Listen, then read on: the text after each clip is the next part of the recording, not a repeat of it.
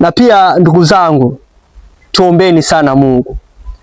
Mimi siwezi nikaufurahia huu mwaka kwa sababu ni mwaka wa vita,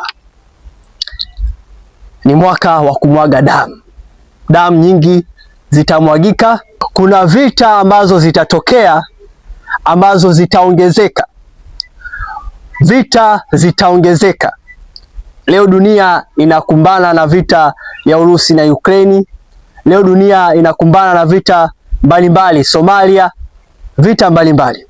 Kwa hiyo mwaka huu 2026 hii swala la vita vya kibiashara au swala la vita vya kiuchumi vitasababisha vita. Narudia tena, vita vitaongezeka mwaka 2026. Kwa hiyo sio mwaka mzuri kabisa, na pia ninawasikitikia watu wanashangilia mwaka 2026, lakini mwaka 2026 ni mwaka wa damu. Hebu sema mwaka wa damu. Ni mwaka wa damu.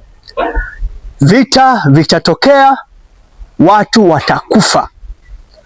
Kwa hiyo wewe kama mtumishi wa Mungu unanisikiliza hivi, haupaswi kusherekea huu mwaka kwa sababu ni mwaka mgumu sana.